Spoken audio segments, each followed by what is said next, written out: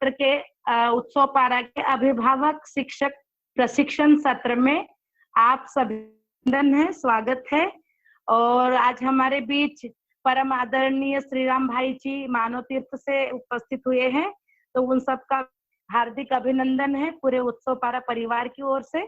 और परम वंदनीय बाबा जी को नमन वंदन करते मैं श्रीमान जी से अनुरोध करती कि वो वंदना गीत शुरू करें। चलिए, वंदना उनकी करें, सुशोभित है धरा से है मानव प्रकाश से भरा। वंदना उनकी करें से सुशोभित है धरा, न से दिशा मिली नित मार्ग की, पथ मिला हमें थी कामना जिस मार्ग की, कृतज्ञता से सौ की नित्य निरंतरा है मानव का प्रकाश जो है भरा। वंदना की करे जिन सुशोभित है धरा। नमस्ते सबको। बहुत बहुत धन्यवाद श्रीमान। तो इस सत्र की शुरुआत करने के क्रम में मैं श्रीमान जी से परम आदरणीय श्री राम भाई आप रखें। जी श्रीमती जी, परम आदरणीय श्री राम भैया जी का स्वागत है।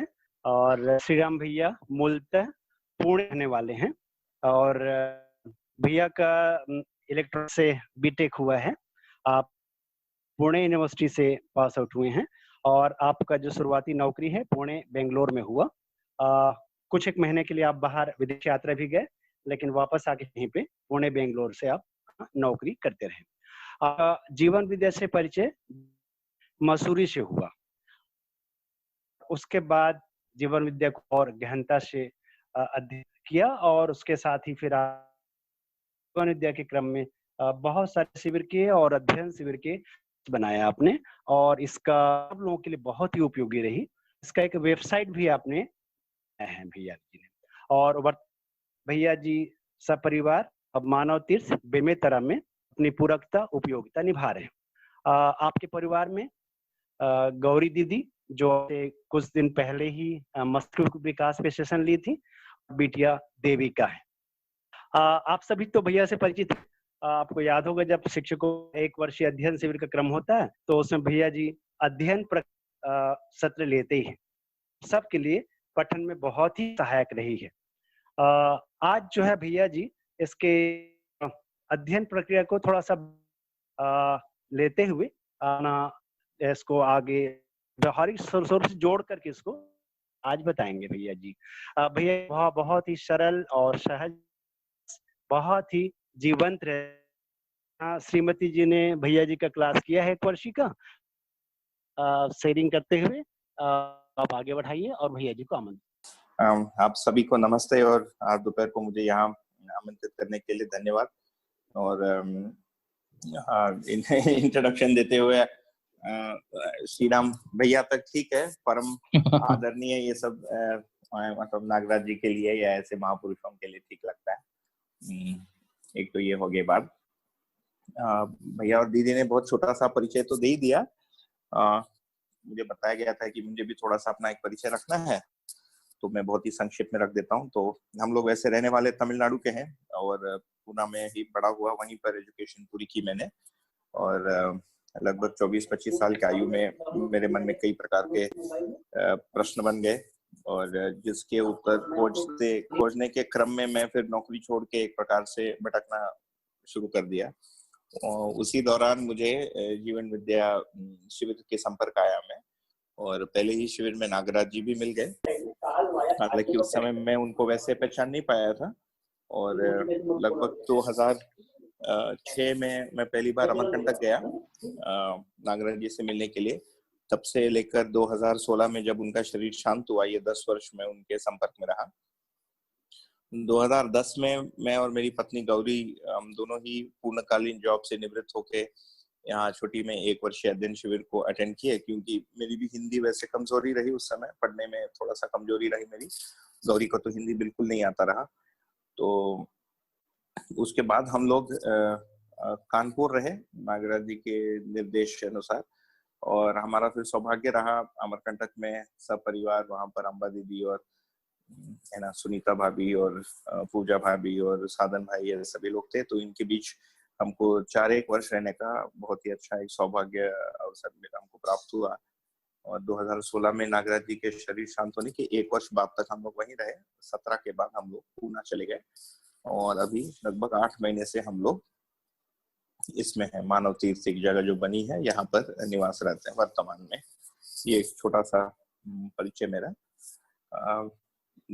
गौरीकांता दीदी ने ये कहा था कि अध्ययन विधि को आपको बताना है, उसके व्यवहारिक स्वरूप को। तो इसमें मुझे लगता है कि इस पे मैं बहुत विशेष रूप से कुछ सोच के नहीं आया। मैं सोचा कि बैठ के देखते हैं स्टूडेंट के रूप में क्या बनता है। परंतु इसके मूल रूप को यदि देखेंगे, व्यवहारिक स्वरूप के मूल में यदि जाएंगे, तो आदमी, मुझे लगता है कोई भी चीज में मन यदि लगाता है तो उसको देखने या समझने, है ना, या सुलझने के लिए उसमें कोई आवश्यकता बनती है। और मैं यदि याद करूं तो मुझ में इन चीजों को सुलझने के लिए जो आवश्यकता है, ये लगभग 2002-03 से ही बन गया था। जीवन विद्या के संपर्क में आने के पहले ही अपने जीवन के प्रयोजन को लेकर बहुत ही एक प्रकार से गहन मुझ में आवश्यकता महसूस हुई, और मैं कैसे उपयोगी हो सकता हूँ, है ना, ये दोनों आवश्यकताएं मुझे काफी बलवती लगी 2004-04 के आसपास। तब मैं लगभग 26-27 वर्ष की आयु का रहा, और मध्यस्थ दर्शन या जीवन विद्या के माध्यम से मध्यस्थ दर्शन के संपर्क में आने के बाद इतनी बड़ी एक वस्तु मिल गई, तो मेरा सारा जो ध्यान है उस पर जाने लग गया, है ना। प्रारंभ से ही मेरी एक वो रही है, पेट प्रोजेक्ट आप कहिए, या एक प्रथम आवश्यकता समझने के लिए जिज्ञासा के रूप में कहिए, कि इसको समझने का तरीका क्या होगा। क्योंकि मुझे ऐसा लगता था कि पुस्तक तो हम पढ़ लेंगे, है ना, क्योंकि कॉलेज में भी जैसे हम पुस्तक पढ़ते हैं तो पढ़ लेते हैं, पर ये पढ़ के इसका करें क्या? पढ़ के पढ़ा हुआ हम किसी को बता सकते हैं। तो इस क्रम में 2006 से लगातार आदरणीय बाबा जी से बातचीत चलती रही। बातचीत भी क्या, जिज्ञासा। शुरुआती क्रम में एक श्रेष्ठ व्यक्ति के साथ जो भी चर्चा चलती है वो बातचीत चलता है, क्योंकि मैंने ये पाया कि वो प्रारंभ में मित्र के रूप में प्रस्तुत हुए, है ना, जबकि उनकी आयु 88 की थी, 88, और मेरी 28 की थी। तो 60 वर्ष का आयु का अंतराल था बीच में। इसके बावजूद वो एक मित्र के रूप में ही प्रस्तुत हुए, और तो इसीलिए बातचीत हुआ। फिर धीरे धीरे वो बातचीत उद्बोधन के रूप में परिवर्तित होता गया। तो उद्बोधन में उसको कह रहा हूँ जहाँ पर हमने एक जिज्ञासा रखा, और वहां पर एक यथार्थ पूर्ण एक, है ना, उत्तर वहां से उपलब्ध होना। तो ये वाला सिलसिला 2006-07 में शुरू हुआ। और बातचीत यदि मैं याद करके देखूं तो उस समय भी यही था, साक्षात्कार क्या है, साक्षात्कार कैसे होगा, साक्षात्कार की वस्तु क्या है, साक्षात्कार के बाद बोध में क्या होता है, बोध के बाद अनुभव में क्या होता है ना, एक एक क्रम। दूसरा, साक्षात्कार होने के लिए मुझे क्या करना पड़ेगा, उसके पहले क्या होगा, ये कैसा होगा, वो कैसा होगा, फिर तुलन में क्या होगा, इसमें क्या होगा, उसमें क्या होगा। तो इंक्वायरी का जो तरीका था मेरा वो ऐसा रहा। हाँ, फिर मैं ये भी मानता हूँ आज कि जो भी आदमी इंक्वायरी करता है उसके लिए वो महत्वपूर्ण होता है ना, और उसको लगता है कि मैं बहुत बढ़िया एक प्रश्न बना रहा हूँ पूछने के लिए। तो प्रश्न पूछना अपने में एक विद्वत्ता है, ऐसा हम मानते हैं, है ना, और वो सहज भी है, उसको मैं गलत भी नहीं कह रहा हूँ। नागराज जी के साथ इंटरैक्ट करते करते ये समझ में आया कि प्रश्न करना मात्र पर्याप्त नहीं है, वो जो उत्तर दे रहे हैं उसको आत्मसात भी करना एक बड़ा भाग है। क्योंकि हम जो प्रश्न करते हैं अपने फ्रेम से करते हैं, है ना, हम एक पर्टिकुलर डिजाइन में प्रश्न करते हैं और अपेक्षा करते हैं कि उत्तर उसी डिजाइन में आए।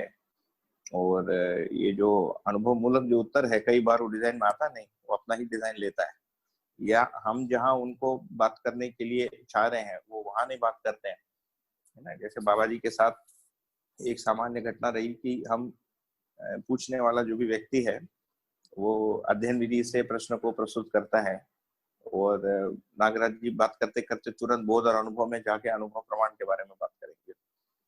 तो बार बार उनको रोकना पड़ता था कि ये तो ठीक है ना, प्रमाण वमान तो अनुभव के बाद होता रहेगा, वहां तक जाने के लिए जो रास्ता है उसको ठीक से थोड़ा बताओ, तो फिर वो नीचे लाना पड़ता था वापस। आज के दिन यदि मैं लौट के देखूं, पिछले 14 साल हो गए मुझे दर्शन के संपर्क में आए। एक्चुअली जीवन विद्या के संपर्क में आए 14 वर्ष हो गया, दर्शन को तो अभी 10-12 वर्षों से पढ़ रहा हूँ, ऐसा मानना चाहिए। तो ऐसा लगता है कि स्पष्टता तो बड़ी है दर्शन के मुद्दों पर, है ना। और फिर ये भी लगता है कि एक विद्यार्थी होने के नाते शायद जिस स्तर पे मुझे प्रस्तुत होना था नागराज जी के सामने, उस प्रकार के एक विकसित चैतन्य संपन्न, है ना, या चेतना संपन्न व्यक्ति के सामने उतने स्तर पे मैं नहीं कर पाया, है ना। और उसका कोई अफसोस भी नहीं है, क्योंकि हमारा जो चेतना का स्तर होता है वही स्तर होता है एक समय में। बहुत ज्यादा हम उसमें मतलब आंखें मूंद लें या सोच लें या दिन में 18 घंटा पढ़ लें, उससे हमारा चेतना का स्तर विकसित हो जाएगा, ऐसा मुझे लगता नहीं। एक ही चीज हमारे हाथ में रहता है मेरे अनुसार, वो है परिश्रम, और दूसरा है ईमानदारी, है ना। तो ईमानदारी सच्चाई को रखने के अर्थ में और अपने स्थिति को ईमानदारी के रूप में देखने के लिए एक आदमी, मुझे लगता, और शायद यदि हमारी और तैयारी होती जीवन के स्तर पे, मुझे लगता है कि इस प्रकार से एक जो आप बोले परम आदरणीय, परम महापुरुष के सानिध्य का शायद और भी लाभ उठाया जा सकता था। ये तो हो गया एक छोटा सा एक बैकग्राउंड। अब ये जो मेरा इंक्वायरी का जो वो रहा लाइन, जो जैसे आपसे कहा कि इस अध्ययन को आगे कैसे बढ़ाएं, तो 2 शब्द आते हैं इसमें, अध्ययन और अभ्यास। और इसको भी लेकर काफी मैंने समय तक कंफ्यूजन चलता रहा, क्योंकि बाबा जी कई बार ऐसा कुछ बोल देते थे जिससे चीज सारी पलट जाती। जैसे अनुभव के पहले अभ्यास होता नहीं, है ना। काफी बाद में जाकर देखा कि पुस्तकों में तो लिखा है कि अनुभव के पहले भी अभ्यास होता है ना।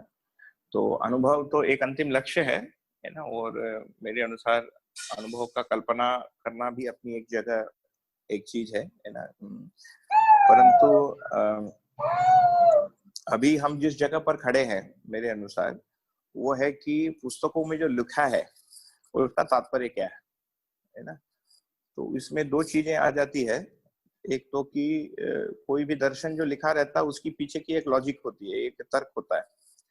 तो इस तर्क पूर्वक समझने को नाम दिया है दर्शन में शास्त्र अभ्यास या शास्त्र अध्ययन। दर्शन में जो लिखा है इसका तर्क पूर्वक हम समझ लें, इसका नाम है शास्त्र अध्ययन, है ना। इसमें जीवन क्रियाओं के रूप में देखेंगे तो 2 चीजें होती है, एक सत्यभास होता है या न्याय धर्म सत्यभास, या नियम न्याय धर्म और सत्य का भास, है ना। दूसरा उसके साथ आभास बोल के घटना होती है जिसमें तर्क स्पष्ट होता है। तो ये भास और आभास दोनों मिला के शास्त्र अध्ययन कहलाता है। शास्त्र अध्ययन में मेरे अनुसार एक व्यक्ति को ये महसूस होता है या ये अनुभव होता है कि पुस्तकों में जो लिखा है ये मैं जानता हूँ, है ना, ये क्या है मुझे पता चल रहा है। तो ये एक प्रकार से पहचानने और मानने, या दूसरे भाषा में मानते हुए पहचानने की बात आती है इसमें। मैं अपना व्यक्तिगत स्थिति देखूं तो मुझे लगता है कि शास्त्र अध्ययन या शास्त्र अभ्यास में एक ठीक ठाक प्रौढ़ता की स्थिति में आया हूं, ऐसा लगता है। इसमें प्रत्येक पुस्तक को लगभग 7 या 8 आवृत्ति या 7-8 बार पढ़ चुका हूँ, कुछ को 10 बार भी पढ़ा हुआ हूँ। और क्योंकि हिंदी में रीडिंग हमारी थोड़ी स्लो है, तो मैंने बहुत ज्यादा नहीं हो पाया 10 वर्षों में, है ना। नहीं तो 20-25 बार भी लोग पढ़ लेते हैं इतने समय में। 10 साल काफी लंबा समय होता है अध्ययन के लिए। जब 12 ही बुक आप पढ़ रहे हैं तो ऐसा नहीं है कि 50-100-1000 बुक पढ़ने हैं 10 साल में। परंतु ये मेरी आज की वर्तमान स्थिति तो ये है और मैं इसीलिए इसको रख रहा हूँ क्योंकि हम जब ये कहते हैं कि हम अध्ययन विधि को व्यवहार में कैसे देखते हैं, है ना, तो व्यवहार में देखना क्या है पहले ये तय होना पड़ेगा, तभी तो हम व्यवहार में किसी चीज को देखने जाएंगे, है ना। तो वास्तविक रूप में व्यवहार के अभ्यास करने के लिए शास्त्र ज्ञान होना आवश्यक है ना, मतलब शास्त्रों का स्मरण, और ये स्मरण शाब्दिक न होते हुए उस शब्द के अर्थ के रूप में जो वस्तु है ना, उस वस्तु के अनुरूप जो भी तर्क दिया है या उस वस्तु को जोड़ने के अर्थ में जो भी तर्क दिया है दर्शन में, ये चीजें हमारे स्मरण में होना, है ना, ये आवश्यक बन जाता है शास्त्र अभ्यास में। तो शास्त्र अध्ययन से, जैसे मैंने कहा, हम एक प्रकार से, मैं अपने भाषा यूज कर रहा हूँ अभी, एक व्यक्ति मध्य दर्शन का प्रोफेसर बन जाता है ना। जैसे हम कोई एक वेदांत का प्रोफेसर किसी यूनिवर्सिटी में पढ़ाते हैं, वेदांत की यूनिवर्सिटी में पढ़ाते हैं, वैसे मध्य दर्शन का प्रोफेसर कैसे दिखेगा, वो दर्शन में क्या लिखा है वो बता पाते हैं, यहाँ ये लिखा, वो लिखा, इसका ये मतलब, उसका वो मतलब है, परिभाषाएं भी याद है। परंतु क्योंकि ये वस्तु जीने से संबंधित है, जैसे इसका एक बहुत बड़ा पक्ष व्यवहार और अनुभव से संबंधित है, केवल विचार तक सीमित नहीं है ना। जो दर्शन की जो पूरी वस्तु है, मनुष्य के जो चारों आयाम है, विचार, व्यवहार, व्यवसाय तथा अनुभव या समझ, इन चारों से संबंधित है। इसीलिए इसकी व्यवहारिक भी पक्ष को हमको साथ में हम लेकर चलते ही हैं। व्यवहारिकता की यदि बात देखेंगे, मेरे अनुसार सही रूप में जिसको व्यवहार अभ्यास कह रहे हैं, यही मुख्य अभ्यास है, और जिसको शास्त्र अध्ययन या श्रवण के बाद मनन कहा गया है ना। तो मनन एक भूमि है हमारे अध्ययन के यात्रा में। अभी सामान्य रूप से हम हम का मतलब, मैं अपने आप को जोड़ के ही बात कर रहा हूँ, जो मेरे भी अनुभव में आया है इन 10 वर्षों के यात्रा में, और जो भी नागराज जी से थोड़ी मोड़ी बातचीत हो पाई, कि हम सामान्य रूप से अभी सोचने को मनन मान लेते हैं, विचार करना या विश्लेषण करने को मनन मानते हैं, जबकि मेरे अनुसार विश्लेषण करना मात्र मनन नहीं है, विश्लेषण करना विचार है ना। मनन वो भूमि है जहां पर हमने जो पढ़ा और विश्लेषण पूर्वक, तर्क पूर्वक उसको समझने का कोशिश किया, वो कंपाइल हो गया है ना, वो एक समझ के रूप में इकट्ठा हो गया हमारे में, है ना। ये मतलब हमको अवेलेबल है, एक्सेसिबल है, हम जब चाहिए वहां से ले सकते हैं डेटा, है ना। एक आपके पास एक पुड़िया बन गई समझ की, शास्त्र अध्ययन से प्राप्त समझ की, तो इससे जब चाहिए हम ले सकते हैं। तो टेक्निकली यदि देखेंगे तो ये जो चीज है जीवन में, चित्त में, चित्रण क्षेत्र में मिलता है, जो स्मरण है ना। इसीलिए अध्ययन को कहा है अधिष्ठान के साक्षी। अधिष्ठान मतलब आत्मा के साक्षी में स्मरण पूर्वक, ये जो चित्त में शास्त्र अध्ययन पूर्वक जो स्मरण प्राप्त हुआ, उसके स्मरण सहित जो हम साक्षात्कार करते हैं, इसका नाम है अध्ययन, है ना। तो जो भी हम व्यवहार अभ्यास करेंगे, करते हैं या करने जाएंगे, जो भी शास्त्र अध्ययन करते हैं, हम वस्तु को साक्षात्कार करने के लिए करते हैं, है ना। साक्षात्कार करने का उद्देश्य बनता है तभी होता है ना। साक्षात्कार करने का उद्देश्य नहीं बनता है तो नहीं होता है, सीधी सी बात है।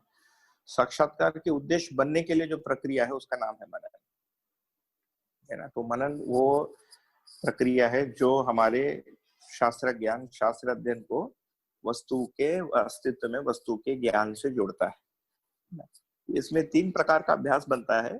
एक को हम कहते हैं तात्विक वस्तु का शोध, जैसे जीवन क्रिया अपने में कैसा है, क्यों है, इसका शोध, साक्षात्कार क्यों है, कैसा है, बोध का वस्तु क्यों है, कैसा है। ये एक लंबे समय तक हम इसको सोचते रहते हैं, मनन करते हैं या विचार करते हैं।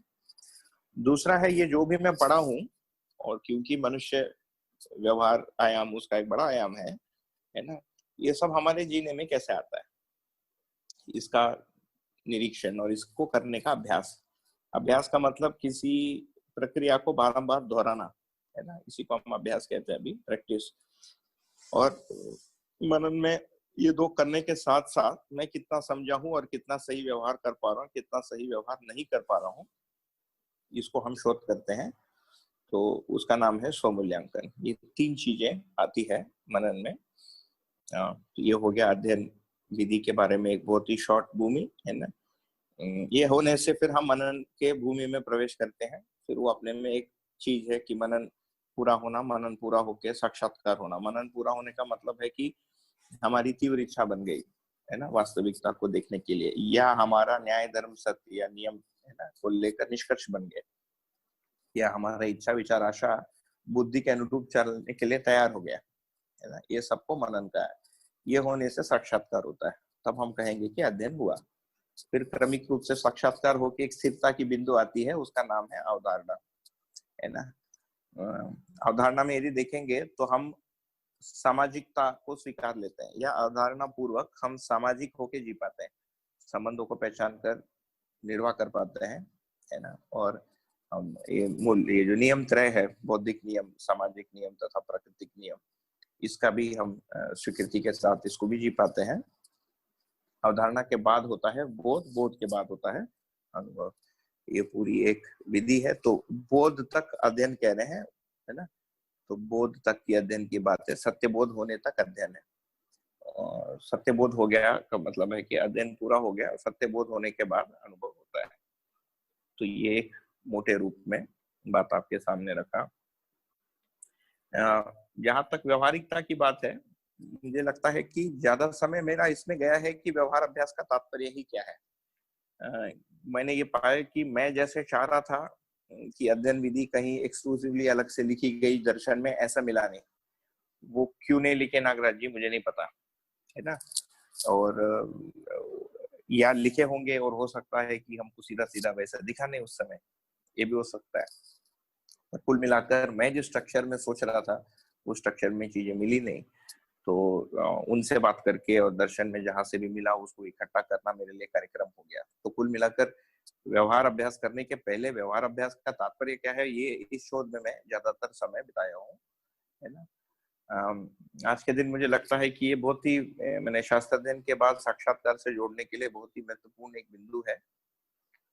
इसमें कुल मिलाकर हम अपने मानसिकता को सार्वभौमिक नियमों के अनुसार सजाते हैं। व्यवहार अभ्यास का मतलब ही है विचारों में गुणात्मक परिवर्तन है ना। आज के दिन व्यवहार अभ्यास के स्थूल पक्ष को, क्योंकि ज्यादातर हमारा जीवन शैली और शिक्षा और कार्यक्रम और जो भी हम कार्य करते हैं ये आउटवर्ड फेसिंग होता है ना, बाहर देख के हम करते हैं। तो बाहर जो भी शिष्टाचार होता है या किसी कार्य में सहभागिता होता है या किसी को हमने उदारता का प्रदर्शन कर दिया, इसको अभी हम व्यवहार मानते हैं। ये व्यवहार का प्रत्यक्ष रूप है ना। ये व्यवहार का एक प्रकार से प्रकट रूप है। पर प्रकट होने के पहले हमारे अंदर जो होता है अंतरंग, इसमें होता है व्यवहार अभ्यास। बाहर तो शब्दों का चयन है, जैसे मैं आपसे मिलूंगा तो मैं हंस के बात करूंगा कि नहीं हंसूंगा, हाथ मिलाऊंगा कि गले मिलूंगा, कि गले मिल के ज्यादा देर चिपके रहूंगा है ना। ये सारी चीजें मैंने इसको शिष्टाचार भी नहीं कहेंगे, शिष्टाचार का भी शिष्ट भाग है। क्योंकि शिष्टाचार अपने में एक भाव, जैसे मैं आपको मिला तो मुझ में आदर का भाव होना चाहिए है ना।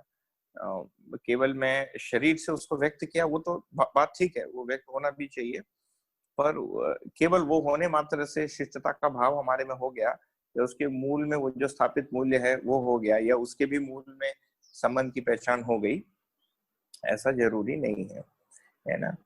तो इसमें यदि मैं एक एक करके देखूं तो जैसे एक एग्जांपल लेते हैं, मान लीजिए बौद्धिक नियम का है ना। बौद्धिक नियम में लिखा असंग्रह स्नेह विद्या सरलता अभय, ठीक है। और इसके विलोम में असंग्रह की जगह संग्रह, विद्या की जगह अविद्या है ना, सरलता की जगह अभिमान, स्नेह की जगह द्वेष, ठीक है, और अभय की जगह भय लिखा है। तो 2010 में हम लोग जब अछोटी पहुंचे, इनफैक्ट उसके पहले भी 2004 में ही मैं जब नागराज जी से पहली बार मिला अमरकंटक में, मैंने मसूरी में एक सम्मेलन, जीवन विद्या का सम्मेलन हो रहा था सितंबर 2005 में, उस समय मेरी भेंट हुई थी उनसे। एक वाक्य लिखा है कहीं कर्म दर्शन में शायद है ना कि दिव्य मानव या के संपर्क में आने से अभिमान का नाश होता है। मैंने उसको साक्षात अनुभव किया कि उसके पहले तब तक मैं मानता था कि मैं किसी को ऐसा ऊपर मानता ही नहीं था। मुझे लगता था मैं बहुत ही आसानी से एक पर्टिकुलर व्यक्ति के जैसे मैं बन सकता हूँ। और नागराज जी के साथ जो प्रथम जो मुलाकात हुई, भेंट हुई, उसमें ये लगा कि नहीं, ये आदमी तो हमारे से बहुत आगे है। तब तक मुझे ये अनुभव होता था कि जैसे मान लीजिए मैं आपसे मिला, किसी से मिला, तो बात करते हुए आपकी श्रेष्ठता दिखती है, आप ज्यादा जानकार हो, ज्यादा पढ़े हो, जो भी ज्यादा पैसा कमाते हो, बट अंदर ही अंदर ये भाव रहता था कि थोड़ा प्रयत्न करने से मैं भी ऐसा हो सकता हूँ, है ना। पर इस आदमी से मिलने से, नागराज जी से मिलने से, ये कहाँ तक गए हैं ये दिखता ही नहीं, है ना। वो आदमी कहाँ तक गया है दिखने से ही तो हम वहां तक पहुंचने का कल्पना करें, ये कहाँ खत्म होता है बौद्धिक रूप में, ज्ञान के रूप में, वो दिखा ही नहीं। तो ये अहंकार का नाश होते हुए मैं अपने आप को महसूस किया उस समय, वो अपने में घटना रही। फिर 2010 में हम लोग जब अचकोटी आए गौरी, और मैं वो प्रथम 1 ईयर का शिविर था जिसमें छत्तीसगढ़ के शिक्षा विभाग के टीचर्स भी आए थे हमारे साथ, 40-50 लोगों के थे हम लोग। उस समय भी मैंने पाया कि हमारे जो साथ के, क्योंकि मैं नागराज जी से पहले मिलता जुलता रहा, तो जो भी लोग हमारे प्रबोधन के लिए भी आते थे, मेरे में उनके प्रति भी बहुत गहरी स्वीकृति थी, ऐसे नहीं रही, है ना। कई बार मुझे लगता था कि इनको कुछ आता भी है कि नहीं, पता नहीं, है ना, इस प्रकार की चीजें रही। पर उसमें ये भिन्नता रही कि इसका दृष्टा में स्वयं रहा उस समय, और वो मेरे व्यवहार को बहुत मैंने बाधित किया। ऐसे लोगों के साथ ऐसे मुझे नहीं लगता है, मैं कभी पूछा भी नहीं उनसे, क्योंकि व्यवहार की बहुत सारी चीजें बार बार बात करके कोई फायदा निकलता भी नहीं, मतलब जो कमियां हैं उसको। तो ये मैंने देखा कि over a period of time, जैसे जैसे मैं ये बौद्धिक नियम का स्मरण करते हुए सरलता क्या है इसको सोचता रहा, तो मैं ये पाया हूँ कि उस प्रकार की भावना मुझ में भी नहीं रही, है ना। ये एक शिफ्ट दिखता है। ये मैं व्यवहार अभ्यास में मनन की ही किसी भूमि में मानता हूँ, है ना। वो भी मैंने आपको स्पष्ट कर दिया। अभी हम जो भी बात करेंगे मनन के भूमि में, मनन की पूर्णता की भी बात नहीं करेंगे, ना ही साक्षात्कार की बात करेंगे अभी। तो ये एक चीज दिखता है कि सरलता का अभ्यास तो किया जा सकता है, और सरलता में 2 चीजें मिलती है। अभी सरल नहीं होने का मतलब क्या है, यदि मैं ये सोचूं, इसका मतलब है कि मैं श्रेष्ठ हूं और दूसरा नेष्ठ है ना। इसको यदि हम उल्टा करें, बट उल्टा इस अर्थ में नहीं, उल्टा इस अर्थ में करें कि सामने वाले में जो भी श्रेष्ठता है इसको भी मैं गिनूं, इसको भी देखूं, और मेरी जो भी स्थिति है मैं उसको, मतलब जैसे मुझे लगता है, मान लीजिए कि मुझे मान लो मेरा 1/4 साक्षात्कार जितना होना था हो गया, है ना। तो हमारे अंदर वो परीक्षण का मुद्दा रहे, निरीक्षण का मुद्दा रहे, बाहर बताते समय हम उसको 70% ही बताएं, है ना। तो यदि हमको डाउट है अभी साक्षात्कार हुआ है कि नहीं, तो हम कहेंगे भैया साक्षात्कार वगैरह कुछ नहीं हुआ है ना। इससे क्या एडवांटेज हुआ कि मैं अपने ही बढ़ाई के चक्कर में, क्योंकि हम जो भी बोलेंगे उसकी प्रशंसा होती ही है ना। हम बढ़िया भाषण देते हैं, वो ताली बजता ही है। वो कब हम ताली बजने के लिए बोलना शुरू कर दिए पता ही नहीं चलता है ना। अच्छे अच्छे लोगों के साथ भी हो जाता, अच्छे मतलब जो नेक आदमी है, जो नेक सोच के किसी कार्य में उतरता है, उसके साथ भी हो ही जाता है, होने की पूरी संभावना है। जीवन की बनावट ही ऐसी है ना। प्रशंसा अच्छा ही लगता है, क्योंकि जैसे लोकेशना है, अब लोकेशना के कई प्रकार होते हैं, है ना। तो लोकेशना का जैसे एक विकृत स्वरूप है कि मैं श्रेष्ठ हो जाऊं और दूसरे वाला श्रेष्ठ ना हो, है ना, मेरा नाम रहे उसका नाम ना रहे, ये उसका विकृत स्वरूप है ना। मेरा नाम रहे, दूसरे के बारे में मुझे परवाह नहीं, बट मैं अपने नाम के लिए फिर कोई एक्टिविटी में लग जाऊं, ये उसका एक प्रकार से समावेश टाइप की वस्तु है ना।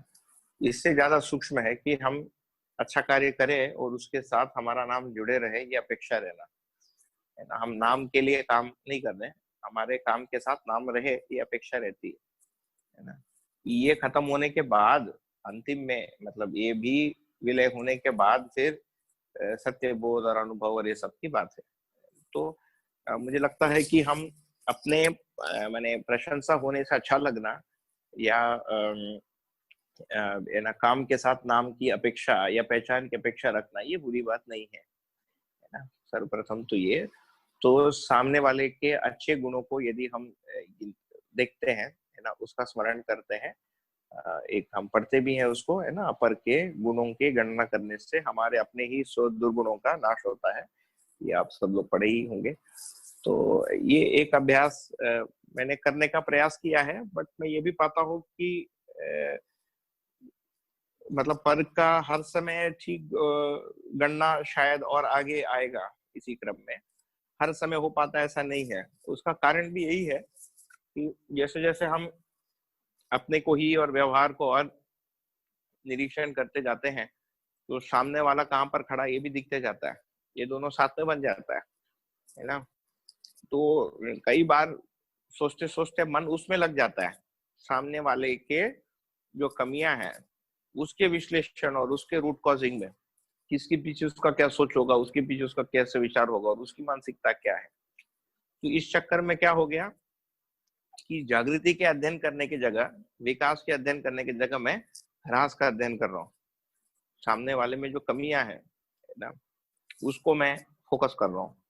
और इससे हटना हो सकता है, कुछ लोग बहुत आसानी से कर ले, है ना, बट सामान्य रूप से मुझे लगता है कि ये काफी एक है ना, एक मैंने थोड़ा सा एक वो है ना, कठिनाई आती है उसमें इसको करने से। तो ये तो एक बात हुई। जहां तक कि सरलता और हमारे जिन लोगों के साथ हम संबंध में रहते हैं उनको हम कैसे देखें, सामान्य रूप से जैसे आप सभी के साथ होता है, होता ही होगा, दर्शन के अध्ययन से जनरली जिसको हम संसार बोलते हैं और दुनिया बोलते हैं, इसका एक सटीक मूल्यांकन है ना और सटीक होते जाता है, उससे तो राहत प्रतीत होती ही है। उनकी एक बड़ा कष्ट तो आज के दिन ये है कि जो भी हो रहा है उसके पीछे कारण आदमी को समझ में नहीं आता है ना, चाहे वो वायरस हो या वायरस से मुक्ति हो। तो मुझे लगता है दर्शन से प्राप्त जो स्पष्टता है वो मिलने भर से भी, भले ही हम ये नहीं कह पाए कि मैं पहले से ज्यादा सुखी हो गया, पहले के जो दुख रहे वो तो नहीं रहे, है ना। हो सकता है नए दुख भी पैदा हो गया हो, पर कम से कम जिन चीजों से हम पहले बाधित होते थे या इम्पैक्ट होते थे, ये नहीं रहने से भी एक काफी आराम है उसमें। जहां तक कि पारिवारिक संबंधों की बात है, पुनः उसमें मुझे लगता है कि ज्यादा समय मैंने इसको सोच के ध्यान करने का मतलब समझने का कोशिश किया है, व्यवहार अभ्यास का ये वाला भाग, कि संबंध का तात्पर्य ही क्या है ना। जैसे नागराज जी कहते हैं कि मूल्यों का अध्ययन नहीं है, ये प्रयोजन के अर्थ में यदि हम संबंधों को पहचानते हैं तो मूल्यों का मतलब प्रकटन होता है और उससे फिर मूल्यों का अनुभव होता है। तो इस क्रम में यदि देखेंगे तो जहां तक जैसे पत्नी मान लीजिए एक संबंध है ना, तो एक तो गौरी और मैं पहले से ही मतलब मैं पहले से ही उनके साथ ये बात को रखा था कि हम इस रास्ते पे चलेंगे, तो वो तो सहमत हो ही गई थी जीवन विद्या शिविर करने के बाद भी। और संयोग से हम जब गौरी को लड़की देखने जा रहे थे बेंगलोर, मैं पहले एक बार उनसे मिला था हैदराबाद में शिविर में, उसके पहले हम लोग ईमेल पे बातचीत करते रहे 2-4 महीने।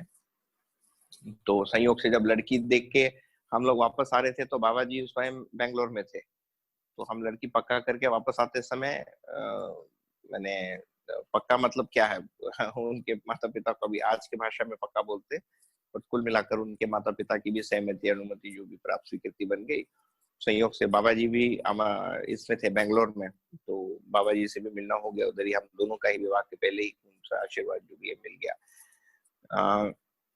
तो मैं देखता हूँ कि पहले से ही संबंध हम ये मानकर नहीं किए थे कि इसमें जैसे पुरुष प्रधान वो हो या वो खाना बनाएगी और मैं बैठ के काम करूंगा, इस प्रकार का एक इक्वेशन पहले से ही नहीं रहा। हालांकि विवाह के प्रथम वर्ष में मैं जॉब में तब था और ये पहले हिंदुस्तान लीवर के जॉब में थी, तो छोड़ के आ गई थी पुनः, तो वो घर पे ही थी। तो महिलाओं का जो भी एक एक्सपेक्टेशन होता है बाकी घर वालों का महिलाओं से, उसमें लग गई वो खाना बनाना और जो भी हमारा टिफिन देना, ये सब। ये मुझे एक चीज जरूर लगा है इन 10 वर्षों में, ये सब अध्ययन क्या है और व्यवहार अभ्यास क्या है, इसकी थियरी को सोचते हुए यदि मैं प्रैक्टिकल वाले एस्पेक्ट को देखूं, कई सारी चीजें हम अपने बचपन से ही अपने माता पिताओं को देखकर पिकअप कर लेते हैं, हमको पता नहीं रहता। तो दूसरे भाषा में मेरे पिताजी अपने माँ के प्रति जैसे प्रस्तुत हुए बहुत सारी चीजों में, उसको अनजाने में मैंने अनुकरण कर लिया है ना। और वो हमारे में है, एक प्रवृत्ति के रूप में है, और किन्हीं विशेष चीजों में, जगहों में वो सब उभरता है ना, और वो सब दिखता भी है। तो मुझे लगता है कि इसमें राहत यही है कि उसको बार बार मैंने रिपीट करने के जगह, है ना, उसी जगह फंसे रहने के जगह एक प्रकार से एक आवर्तन हो जाता है उसका ना, एक बिहेवियर, अनवांटेड बिहेवियर का एक मनुष्य में लॉक हो जाता है। उससे निकलने का तरीका है कि मैंने थोड़ा सा कोशिश किया है, हालांकि कितना सफल हुआ नहीं हुआ मैं नहीं जानता, शायद ज्यादा सफलता नहीं मिली है उस जगह में भी, कि मतलब गौरी से फीडबैक पूछना, है ना, कि ये हमारा ये वाला बिहेवियर कैसा रहा, या ये वाला बिहेवियर कैसा रहा, इस प्रकार की चीजें। तो मुझे लगता है एक खुलेपन का जो अभ्यास है या इसको करना, और ये खुलेपन के पीछे भी यदि हम देखेंगे, मतलब खुलापन नहीं होना में क्या है, हट और अभिमानी है। तो मैंने जैसा सोच लिया है वही अंतिम है, इसीलिए मुझे आपका सलाह नहीं चाहिए, है ना। दूसरा उसका ये पक्ष है कि मैं आपका सम्मान करता नहीं, है ना। अब याद रखिए कि ये वाली जो बात है, हम अभी विचार या हमारे में जो भी मान्यता है ना, तो प्रत्येक संबंध एक चित्र है हमारे में, और उस चित्र के कई आयाम है, मल्टी डायमेंशनल है वो। तो प्रत्येक व्यक्ति को हम सोचते हैं तो कोर में तो एक मान्यता रहती है, उसके अराउंड बहुत सारी चीजें रहती है, तो उसमें सम्मान एक बड़ा भाग रहता है। कौन किससे सुनेगा, है ना, हम कौन सी बात किससे सुनेंगे, ये हमारे में सेट रहता है। हम किसी भी व्यक्ति को मिलते हैं तो आंक लेते हैं, है ना, ये मेरे से कम है कि ज्यादा है, और ज्यादा है तो किस में ज्यादा, कम है तो किससे कम है। फिर वो तय करता है कि आगे मैं इसके साथ कौन सी चीजों में मैंने जुड़ूंगा, कौन सी चीजों में नहीं जुड़ूंगा। जैसा आपको खेती बढ़िया आती है, आपको दर्शन नहीं आता, तो मैं आपसे खेती की बात सुनूंगा, दर्शन आपसे नहीं सुनूंगा। और वो सहज भी है ना। उसी से हम तय करते हैं किसके साथ कितना समय लगाना है, किस चीज के लिए समय लगाना है, ये बात विचार। पर उसी चीज को हम जब घर के अंदर प्रयोग करते हैं, अपने पति पत्नी के बीच में, या भाई के साथ, पिताजी के साथ, वो फिर उसमें दिक्कत करता है, क्योंकि वहां पर अपेक्षा, क्योंकि रोज उठने बैठने की जगह है वो इन लोगों के साथ, है ना, तो वहां पर अपेक्षाएं भिन्न हो जाती है। तो अंग्रेजी में कहावत है, लिखे हैं, फेमिलियरिटी ब्रीड्स कंटेम्प्ट, मतलब जब तक दूरी है तब तक दोस्ती है ना। जब तक आप रोड के आमने सामने रहते हैं तब तक कोई प्रॉब्लम नहीं है। जैसे आप हमारे पड़ोसी हो गए तो आपसे निभने के लिए मुझे उतना ही ज्यादा मेहनत करना पड़ेगा, है ना। फिर आप मेरे घर में आ गए रहने के लिए, और हम लोग साथ में 2 साल रहे, तो उसमें बहुत सारी चीजें आ जाती हैं। तो उसमें, उसके अध्ययन में मैंने देखा कि जैसे पति पत्नी संबंध को हमने पढ़ लिया है ना, यदित्व है, सतीत्व है। अब यदित्व सतीत्व क्या है वो अपने में, है ना, प्रश्न है या टॉपिक है। पर एक सेकंड, यार टाइम चेक क्या हुआ, मैं तो ऐसे फ्री फ्लो में निकल गया हूँ। 2:40, कितना टाइम है अपने पास? 20 में है ना, 20 मिनट है भैया आपके पास। 20 मिनट है, ठीक है, ओके। मैं कोई स्ट्रक्चर करके तो नहीं बैठा था, तो ठीक है, कोई बात नहीं भैया, बहुत अच्छा है। हाँ ठीक है। तो इसमें यदि देखेंगे तो पति पत्नी संबंध में हम एक दूसरे के पूरक होंगे और एक मन होंगे, ये तो कामना के रूप में ठीक है ना। तो एक मन के रूप में के मूल में यदि जाएंगे तो एक है कि भाई जीने का उद्देश्य क्या है ना। कोई पैसे के लिए जीता है, कोई पद के लिए जीता है, कोई जस्ट नॉर्मल जीता है। नॉर्मल का मतलब भी बहुत ज्यादा पैसा और पद से भी बहुत ज्यादा वो नहीं है, सामान्य रूप से घर गृहस्थी के दायरे में रहना।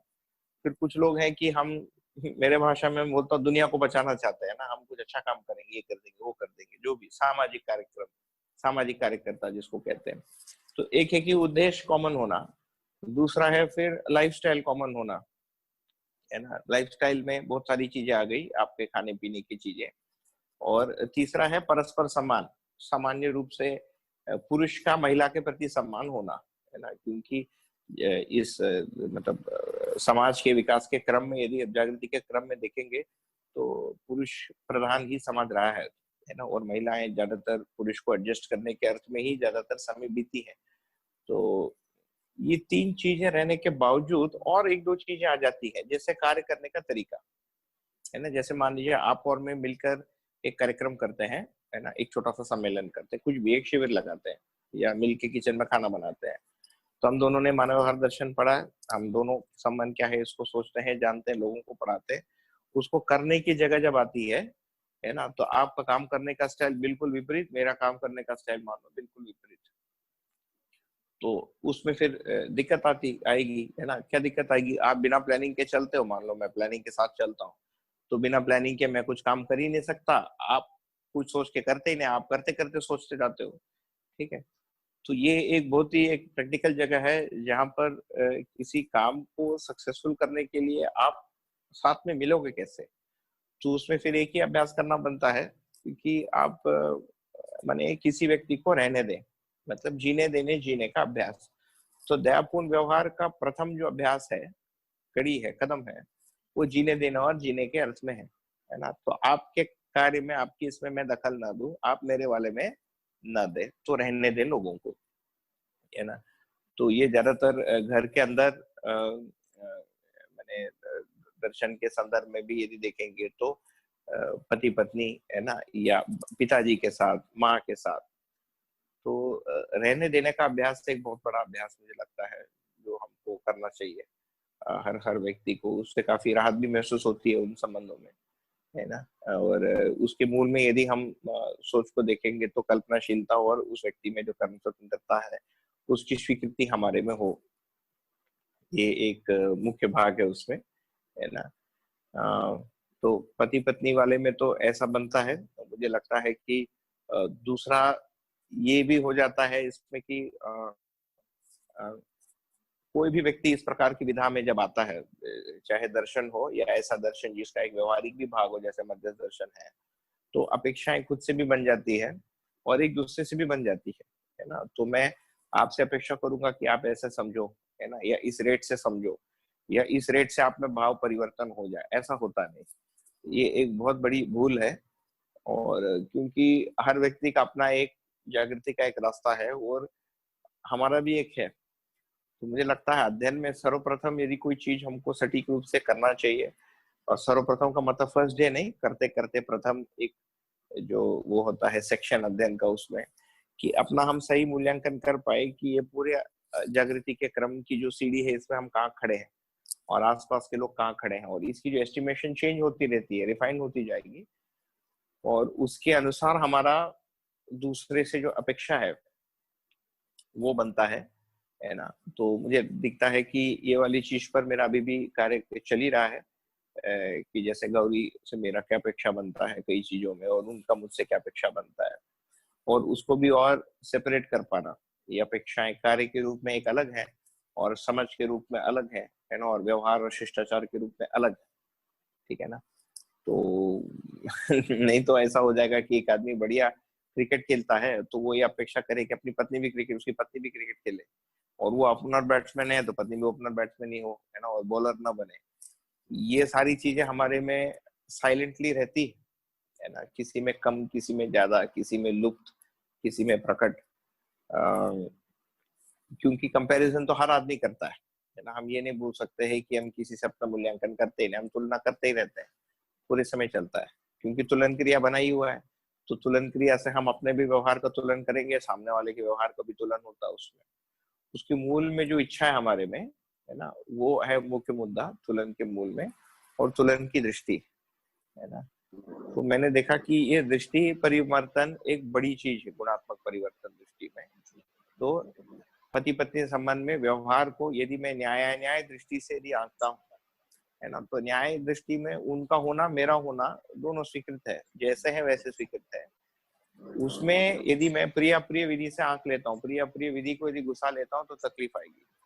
फिर आपका अध्ययन मुझे पसंद नहीं आएगा, आपकी अध्ययन विधि पसंद नहीं आएगी, आपका व्यवहार का अभ्यास पसंद नहीं आएगा, आपको झाड़ू करने का तरीका मुझे पसंद नहीं आएगा, है ना, आपका खाना परोसने का तरीका, तो फिर वो लिस्ट एंडलेस है, वो कितना भी लंबा रहे वो खत्म नहीं होगा।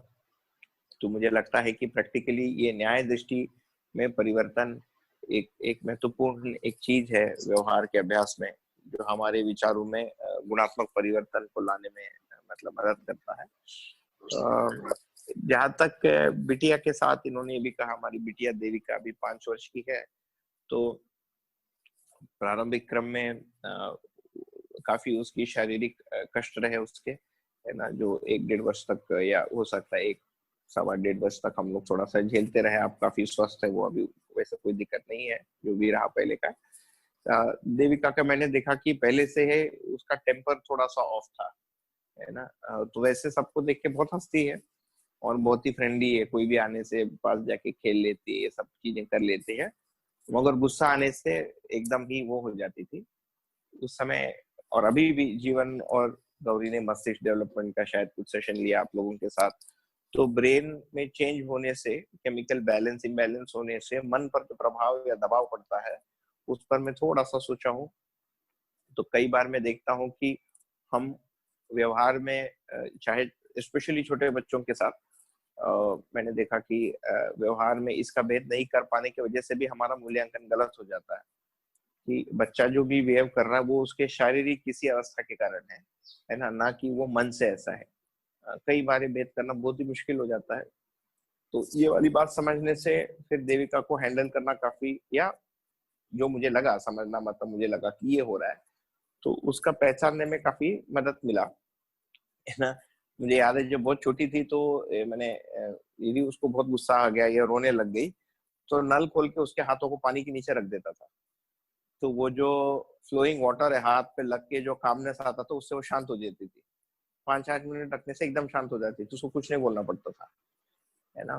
पर जैसे जैसे बड़े होने लग गई तो हमने देखा कि केवल प्यार पुचकार से तो मेरा आकलन है ये, अब मैं सही हूँ गलत हूँ ये 30 साल बाद ही पता चलेगा, है ना। आज वो 5 की है, जिस दिन वो 35 पे होगी तब पता चलेगा मैं सही था कि गलत था। तब तक के लिए तो प्रयोग ही है ये, कोई माने वो तो नहीं है कि हम व्यवहार कोई उसके साथ प्रमाणित कर जाएंगे अभी। पर ये लगा कि जो ज्यादा प्यार पुचकार करने से मेरा ऐसा फीलिंग था कि बच्चा फिर अपना मनमानी करेगा, क्योंकि वो अपना मन का करना चाहता ही है ना। जीवन उस तरीके का सोचता ही है अभी। तो इसीलिए हमने एक प्रकार से 3, है ना, कुछ सख्ती, तो कई बार उसको डांटना, और कई बार मैंने यदि बाहर का प्रभाव ज्यादा हो जाता है, बाहर मतलब बाकी बच्चों से कुछ सीख के आना या किसी बड़े को देखकर उसका अनुकरण करना, ये सब का फेस चल रहा है उसका, है ना। घर में खाते समय वो किसी और बच्चे के सजे से रोएगी या मैंने किसी बच्चे जैसे गुस्सा करेगी, और तो कभी डांटना भी पड़ता है उसको, है ना। तो ये सब भी रहता है। दूसरा एक पक्ष है कि डांटने के साथ उतना ही खेल और प्यार पुचकार रहना, ताकि उसका हमारे प्रति विश्वास और ये पता रहे कि ये स्नेहल एक संबंध है जिसमें डांट भी पड़ती है। ये एक हम संतुलन बना के रखे हैं हम दोनों ही, गौरी और मैं। और तीसरा, अभी क्योंकि थोड़ी बड़ी हो गई है, साथ साथ जो सही का मैसेजिंग है या सहीपन के बारे में जो सूचना है वो उसको देते रहना, है ना, कि तुमको ऐसा करना चाहिए वैसा करना चाहिए। और मैं अभी देख रहा हूँ कि वो सुनने की स्थिति में है ना। जैसे अभी कोई बच्चा खेलता है वीडियो गेम के साथ, परसों कहीं कोई खेल रहा तो ये देख ली, तो मैंने उसको कहा बेटा तुम अगले बार ये देखोगे तो उसको मत देखना, तुम चले जाओ वहां से। तो परसों उसने उस कोई एक बच्चा था वो देख रहा था, उसको देख के उसने बोला हमारे पिताजी बोले हमको नहीं देखना, वहां से चली गई। मतलब बात सुनने की जगह में आई है, जो एक प्रकार से संस्थागत वातावरण में रहकर करना थोड़ा सा मुश्किल है, क्योंकि बच्चा पूरे दिन बाहर रहता है तो आपके काबू या आपके आसपास थोड़ा कम ही दिखता है बच्चा। तो ये भी एक भाग रहा इसमें, है ना। तो मुझे लगता है कि पोषण संरक्षण अपने में एक वाक्य है, पर उसके प्रैक्टिकल एस्पेक्ट को देखने जाएंगे तो बहुत बड़ा उसका विस्तार।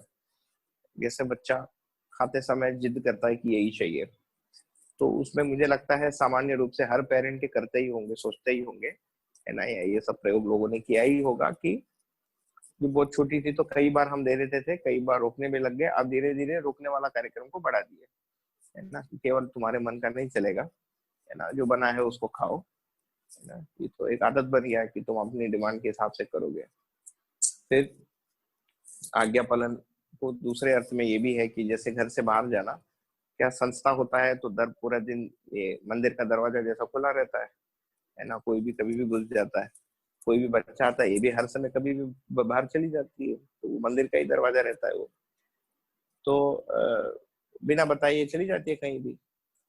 तो अभी हम लोग इस क्रम में आए हैं कि उसके साथ कि तुम जहां भी जाओगे हमको बोलकर जाओगे, तो बीच में हाँ बोलकर भी उसने किया, तो उसको डांटना पड़ा। फिर यहाँ तक उसको बोला कि अगले बार तुम ऐसा करोगे तो दरवाजा खुलेगा नहीं, तुम बाहर ही रह जाओगे, है ना।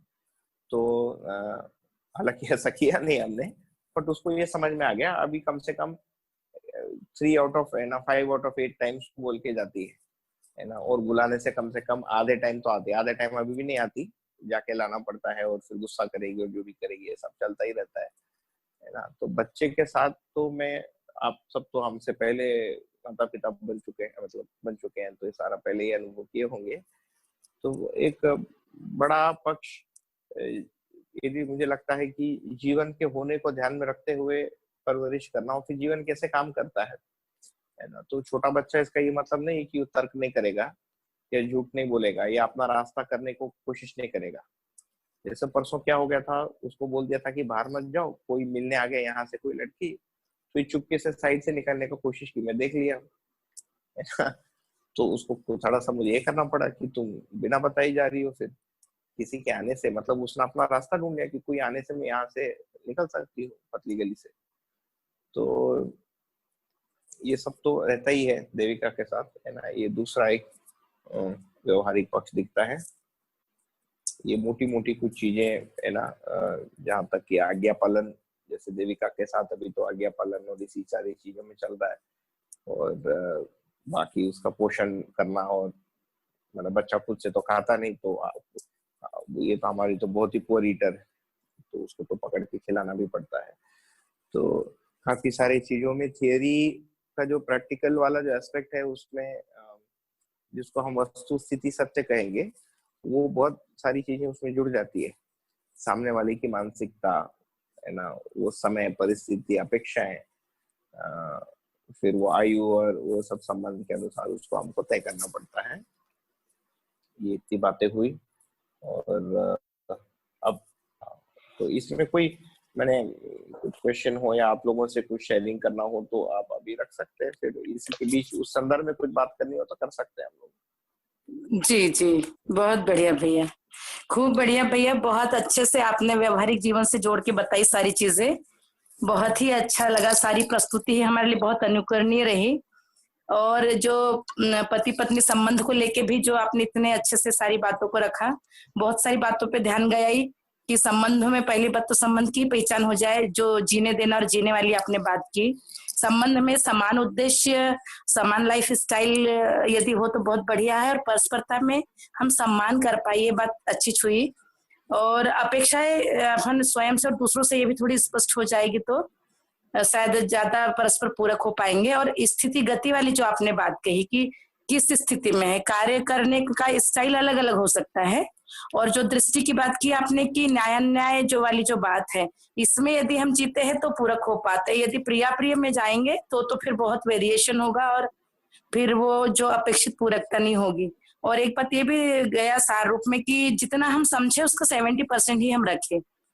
और एक बात और ध्यान गई आपने, जैसे कहा कि जागृति के में अध्ययन क्रम में हम सामने वाले के सामने प्रस्तुत होते हैं, तो जागृति की बजाय हम ह्रास का अध्ययन न करने लग जाए, तो कितना सतर्कता के साथ हमको प्रस्तुत होना है। और परगुण गणना से जो स्व दुर्गुणों का नाश होता है, बहुत सारी चीजें ऐसी जितनी आपने बताई। और बिटिया के पालन पोषण को लेके तो ऐसा लग रहा है कि हर पेरेंट्स जैसा आप देख पा रहे, लगभग कम ज्यादा सबकी ऐसी ही स्थिति है। तो बहुत ही बढ़िया, खूब अच्छा रहा आपका पूरा सेशन, बहुत बढ़िया। तो अब अपन चलते हैं फीडबैक की ओर, और जिन भी भाई जी बहनों के कुछ यदि को प्रश्न होंगे तो प्रश्नों को भी रख सकते हैं, और फिर या कहीं ध्यान गया हो तो वो बात भी रख सकते हैं। हाँ, और आज हमारे बीच एक क्रम इसमें रह गया, प्रतिदिन तो जो भाई जी बहन जी जुड़ते हैं वो जुड़े ही है। आज हमारे बीच नए और बंधु भगिनी जुड़े, जैसे बुल्ढाना से विद्या दीदी जी जुड़ी हुई है, चेन्नई से पल्लवी दीदी जी जुड़ी हुई है, और पेंड्रा से निष्ठा दीदी जी जुड़ी हुई है, रायपुर से दिनेश राठौर भाई जी जुड़े हुए हैं। तो इन सब का भी सबके साथ में उत्सवपारा साकरी के अभिभावक प्रशिक्षण सत्र में सबका हार्दिक अभिनंदन है, स्वागत है। तो अब चलते हैं फीडबैक की ओर। मैं डॉक्टर अरविंद पांडे हूँ, यहाँ बचीली दंतेवाड़ा से बोल रहा हूँ, और मैं 2010 से मतलब की अध्ययन हूँ। तो नरसिंह भैया का बहुत बढ़िया लगा, मतलब खुद के क्रम में कि खुद की स्थिति जानने में, समझने में कहाँ चूक हो रही है, किस तरह से अनुक्रम अपना और बढ़ाया जाए, गुण चेंज किया जाए, कि वो विचारों में ही रहते हैं, अनुभव और व्यवहार में उतना आ नहीं पाता है, और परंपरागत ही मतलब कि व्यवहार चलता रहता है। बढ़िया लगा, बहुत बढ़िया। धन्यवाद भाई जी, बहुत बहुत धन्यवाद। अगले फीडबैक के लिए। हेलो। हाँ जी। जी, मैं निष्ठा ताम्रपार पेंड्रा से बोल रही हूँ। हाँ दीदी जी, बताइए। सभी को स्वागत है आपका। नमस्कार। नमस्ते जी, मैं भैया जी से ये क्वेश्चन पूछना चाहती हूँ, यदि हमारे परिवार में ऐसा माहौल ना हो और सारे लोग यदि जीवन विज्ञान ना लिए हों, केवल मैं ही बस हूँ जो इस चीज को समझ रही हूँ, तो इस कंडीशन में मैं बच्चों के साथ उसको कैसे कर सकती हूँ और कैसे अच्छा माहौल बना पाऊंगी, ये जानना चाह रही हूँ। हाँ भैया जी। हाँ, नहीं तो ये, हाँ ये तो मतलब ये तो होगा ही, है ना, क्योंकि हर एक के, जैसे हमारे घर में भी ऐसे ही है, मेरी माँ और पिताजी और ये सब जीवन देख के ऐसे नहीं है ना। पर इसके जो मुझे लगता है जो बेसिक मिनिमम है, उतना तो लगभग हर एक सामान्य घरों में, जिस प्रकार के घरों में हम लोग आते हैं, जहाँ पर बच्चे को सद्गुण, है ना, और फिर सही शिक्षा और स्वावलंबी, है ना, या कम से कम सक्षम होना, ये सब तो चाहते ही है और घर वाले। तो मुझे लगता है कि उस वो जो कॉमन वाली जो बेस है, उसको लेके हम उसको यदि डेवलप करेंगे, है ना, कि हम धीरे धीरे जो हमारे पास सूचना आ रही है या समझ हमारी बन रही है ना, ये उस चीज को कैसे ज्यादा अच्छे से कर सकती है, इस विधि से यदि हम प्रस्तुत करेंगे तो मुझे लगता है उसमें पूरकता बन पाता है। नहीं तो उसका दूसरा तरीका कई बार ये बन जाता है कि वो व्यक्ति जो बोल रहे हैं उसको हम नेगेशन में जाते हैं कि ऐसा नहीं होता है या वो करने से कुछ नहीं होता। वो फिर लोगों को ठीक नहीं लगता, क्योंकि उनको तो वही ठीक लगता है। जैसे मान लीजिए सामान्य रूप से अभी बच्चा मैंने सीबीएसई के स्कूल में जा रहा है, स्टेट बोर्ड के स्कूल में जा रहा है, यदि हम यहाँ से बात शुरू करेंगे कि शिक्षा में कुछ नहीं रखा, सब बेकार है ना। अब बेकार है कि नहीं हम भी खुद जानते नहीं, है ना, हम अभी मानते हैं। जैसे यदि देखेंगे तो हम जितने भी लोग इस दर्शन का अध्ययन कर रहे हैं, अभी के शिक्षा प्राप्त कर ही इस स्तर तक पहुंचे हैं, है ना। तो अभी इसको शिक्षा में लाने का तरीका क्या है, ये बहुत क्लियर हो गया, ऐसे भी कहने की स्थिति में नहीं है। तो मुझे लगता है ये बेसिकली ये है कि हम इन दो तीन चीजों के बेस, जो अच्छाई वो भी चाहते हैं, वो इस वस्तु से ज्यादा अच्छे से कैसे हो सकता है बच्चों के साथ, उसको हम रखें तो वो ज्यादा ठीक रहेगा। वो क्या है कुछ। हाँ, बहुत बहुत धन्यवाद दीदी जी। अगला फीडबैक जी। हेलो, मैं बोल रही हाँ हूँ जी। भोपाल से। नमस्कार सभी को। नमस्ते। मैं भैया जी से ये जानना चाह रही हूँ कि मेरा बच्चा अभी आपका 3.5 साल का अपना नाम और बताइए प्लीज। रूही बात कर रही हूँ भोपाल से। जी। हेलो। जी जी, आ रही आवाज, बताइए। हाँ, तो मैं भैया जी से ये जानना चाह रही थी, जैसे मेरा बच्चा अभी 3.5 साल का है, तो वो अभी आज्ञा पालन की तो खैर अपेक्षा नहीं कर सकते उससे, क्योंकि वो तो अपना कभी करता है कभी नहीं करता है। पर जैसे कभी हट हो जाते हैं, उसकी मनमानी का वो हो जाता है कि नहीं अब मुझे यही करना है, तो उसको कितनी सख्ती बरतनी चाहिए या क्या उससे उस समय डील करनी चाहिए, कि क्या विकल्प दें उसको, वो समझ नहीं आता। कभी कभी ये होता है कि अब मम्मी नहीं दे रही है तो फिर चले गए दादी के पास, दादी ने कर दिया, फिर पापा ने कर दिया, तो वो उसके पास खुद से बहुत सारे ऑप्शन रहते हैं। तो क्या किया जाए उस समय कि वो उस चीज को हट जो कर रहा है उसको कितना सख्ती बरती जाए? हाँ, ये यदि मतलब कितना करना चाहिए, ऐसा कोई परसेंटेज तो कहना मुश्किल है, पर मुझे लगता है कि ज्यादातर हम उसको करने दें वो जो चाहता है, और 20% उसको रोके 3.5 साल में, है ना। तो 20-25% समय, जैसे 10 में से 7-8 बार वो कर ले, 2 बार नहीं करने मिलेगा, है ना। यहाँ से शुरू कर सकते हैं, तो उसको पता चलेगा कि भाई ठीक है, उसकी बात भी सुनी जा रही है और कुछ ऐसे भी समय है जो जहाँ पर उसकी बात नहीं सुनी जा रही है। और साथ साथ ये मैसेजिंग हम करते रहें कि इस बार दे रही हूँ, या इस बार हो जा रहा है, कल से नहीं होगा, फिर और हल्ला करेगा, है ना। जैसे मान लीजिए बिना केचप का हम रोटी नहीं खाएंगे, या बिना टीवी देख के हम खाना नहीं खाएंगे, है ना, या बॉल नहीं दोगे तो मैं नहाऊंगा नहीं, या लाइट के साथ ही सोना है। कुछ चीजें छोटी छोटी होती हैं, बच्चों को देने से उनको प्रसन्नता भी रहती है, क्योंकि फाइनली उनका हट यदि देखेंगे वो मन का हट है। हटवादी का हट हम बोलते हैं, वो विचार का नहीं है, बहुत विचार तो होता नहीं उनमें, मन में कोई लॉक हो जाता है। तो ये एक असेसमेंट भी करना पड़ेगा आपको कि वो जब लॉक हो रहा है वो किसी भूख या मतलब शारीरिक किसी प्रभाव से यदि होता है तो आप कितना भी मना करें वो करके ही रहेगा, है ना, वो नहीं रुकेगा। और जो दूसरी व्यवहारिक जो चीजें हैं जो शरीर से नहीं उत्पन्न हो रही है उसमें हम रोक सकते हैं। पर यदि जॉइंट फैमिली है तो उसमें थोड़ी सी कठिनाई आती है, क्योंकि स्पेशली दादा दादी और नाना नानी है तो वो तो उनका तो रहता ही है कि बच्चे को जब चाहिए वो, हमारे घर में भी वही होता है पुनः जब हम जाते हैं तो बच्चे को फिर आप डांट भी नहीं सकते और वो जो मांगता है उसको दे देते हैं। तो उनके साथ तो फिर एंगेज करना पड़ेगा धीरे धीरे कि आप बार बार, है ना, इस टाइप की चीजें मत करो। जैसे बच्चे को फोन पकड़ा दिया तो उसका जो दुष्प्रभाव है यदि इस पर उन पर बात करेंगे, फोन पकड़ाने का या बच्चे को मनमानी खाना हर समय देने का, है ना, कि उसकी आदत बिगड़ जाएगी, और उसको भी शांति से यदि हम कर पाए। यूजुअली होता नहीं, देखिए थियरी में ऐसे कॉल में तो बढ़िया हो जाता है जब प्रैक्टिकली सामने सिचुएशन आती है तो उस समय हम यही बोल देते हैं कि आपको ऐसा नहीं करना चाहिए, और वो उसमें से फिर नहीं हो पाती है बात। पर हाँ, मुझे लगता है 75-25 आप 75% बच्चे को अपने हिसाब से रहने दीजिए, क्योंकि फाइनली बच्चा है और उससे उसका आपके प्रति भी विश्वास बढ़ेगा। क्योंकि अभी तो उसका यही है कि मेरी आवश्यकता इनके पास आने से पूरी होती है, ये कनेक्शन बनता है ना।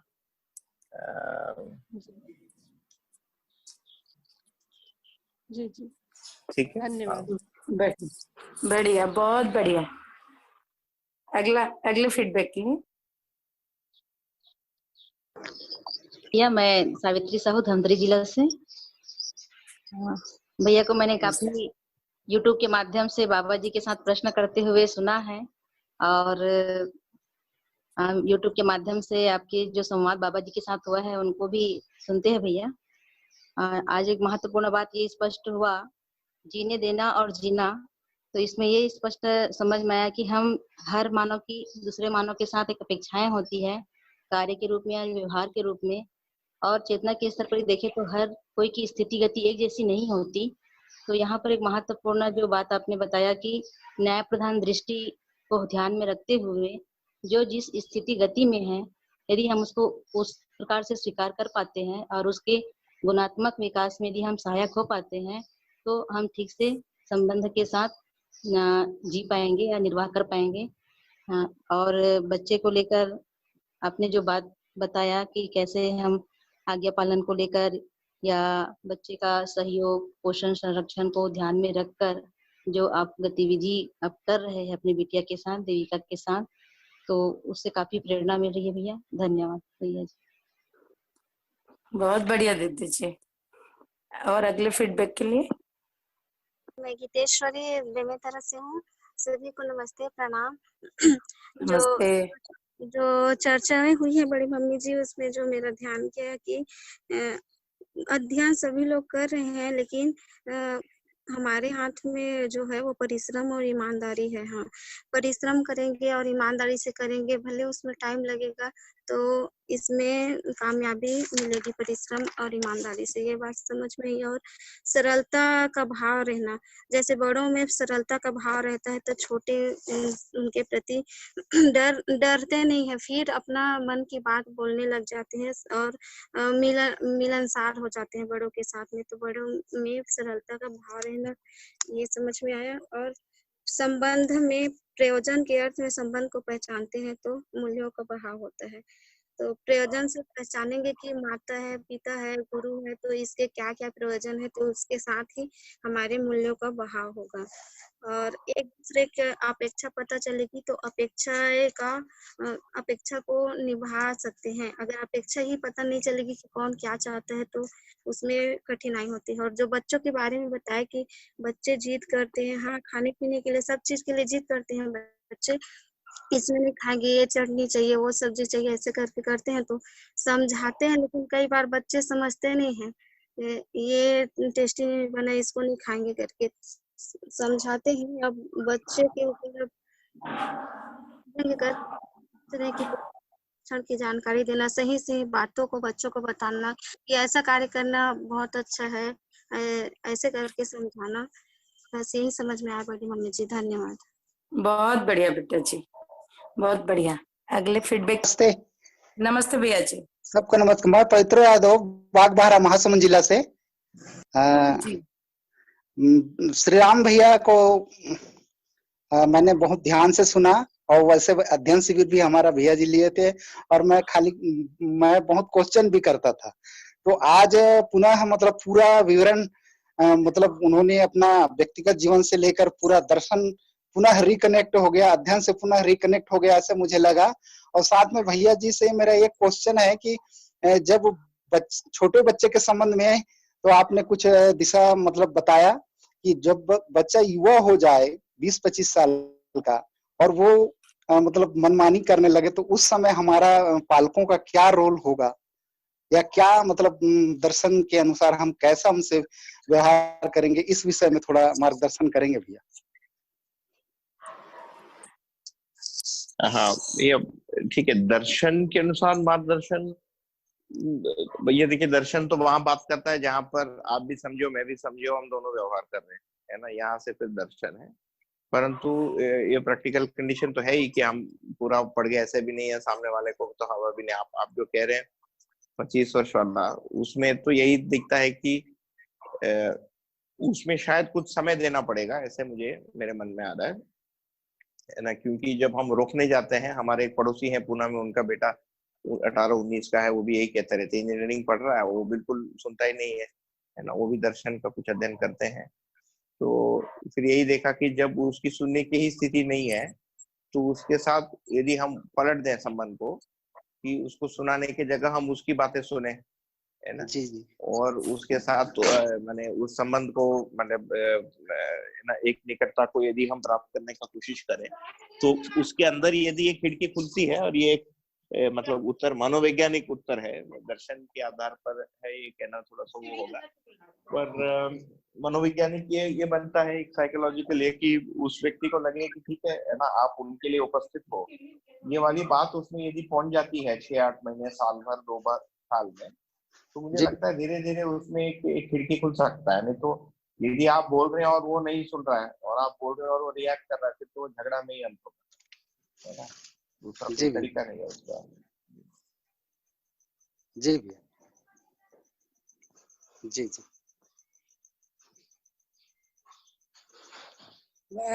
नमस्ते सभी को, मैं शालिनी नागपुर से। नमस्ते। श्री राम भैया ने बहुत सुंदर रखा। मुझे जो बात बहुत पसंद आई वो ये था कि हम दूसरों का जो गलत देखते हैं और उसी के ऊपर हमारा पूरा विचार हम फोकस कर लेते हैं, वो सही में सही है। हमने अपनी गलतियां और अपने व्यवहार को ज्यादा आकलन करना है, और हम कहाँ गलत जा रहे हैं, और दूसरे की श्रेष्ठता को पहचानना है। ये बात मुझे बहुत ठीक लगी। Thank you.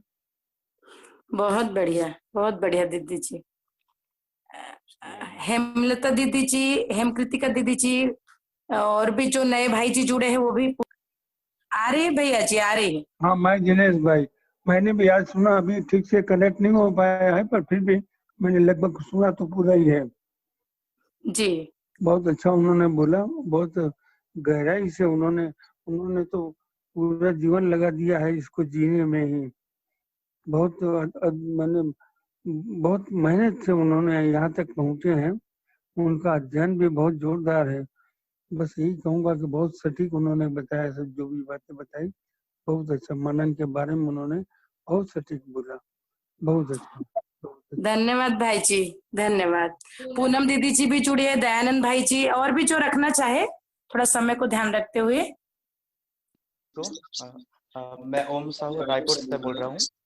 मेरा एक प्रश्न था भैया जी आपसे कि जैसे आपने कहा कि बच्चों को क्या बोलते हैं, प्यार के साथ थोड़ा सा ध्यानाकर्षण भी जरूरी है जब वो थोड़ा सा कहीं पे गलत कर रहे हो, या कहीं कहीं पे जब वो कुछ चीज़ों में मनमानी कर रहे हो अपनी। तो मेरा प्रश्न ये था कि हम सही के अर्थ में ही ध्यानाकर्षण कराना चाहते हैं उनका, पर हम खुद को कब जांचें ऐसा कि हम अपना स्वभाव गति छोड़कर कब उनको हर्ट करना शुरू कर चुके हैं ध्यानाकर्षण में ही। मतलब कब हम उनको सहज रूप में ध्यानाकर्षण करा रहे हैं और कब हम भावावेश में बहते बहते उनको हर्ट करना शुरू कर चुके हैं इनडायरेक्टली, जो हम जनरली करना नहीं चाहते, पर भावावेश में हो जाती है हमसे चीजें। तो हम कैसे खुद में जज करें कि हम अपनी स्वभाव गति से बाहर निकल चुके हैं? हाँ, ये हाँ, इसका उत्तर था नहीं, मुझे ये लगता है कि उस समय देखिए, जैसे क्रोध है, हम हर्ट करने चुके का मतलब है कि हमने, मान लीजिए बच्चा कुछ कर रहा है जो हम, या कोई भी बड़ा भी कुछ कर रहा है जो हम चाहते हैं कि ना करें, और बोलते बोलते हम खो गए, तो क्रोध हो जाना, तो क्रोध हो जाना उस चीज को कह रहे हैं, उस जगह पर कह रहे हैं जब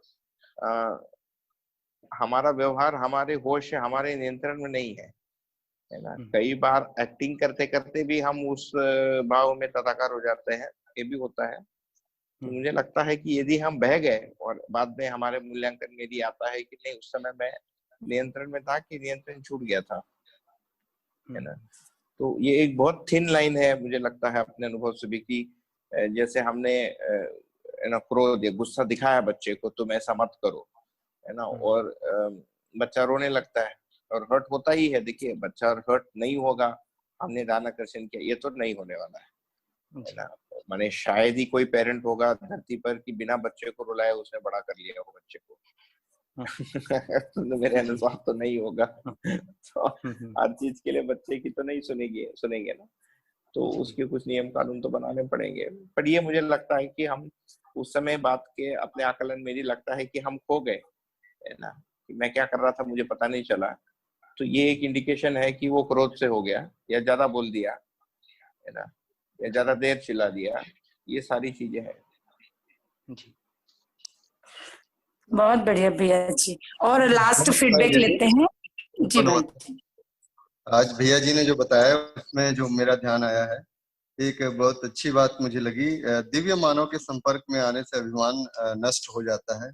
ये मुझे सुन के बड़ा अच्छा लगा, और छोटे छोटा, बहुत ही छोटा छोटा सूक्ष्म रूप से कभी कभी अनुभव भी हुआ इस बात का। दूसरा एक बढ़िया उन्होंने बात कही कि नाम के लिए काम न करें, काम के साथ नाम की अपेक्षा भले हो सकती है, लेकिन नाम के लिए काम न करें। तो ये भी बात मुझे बहुत अच्छी लगी। सामने वाले की कमियां देखना एक तरीके से अपनी जागृति का ह्रास करना है, तो ये भी बात मैं काफी रिलेट कर पाया इस बात से। और दयापूर्ण व्यवहार में जो जीने दें और जिए, कि दूसरे के तरीके में दखल ना दें, जैसा है वैसा ही रहने दें, मतलब एक प्रकार से स्वीकृति का भाव।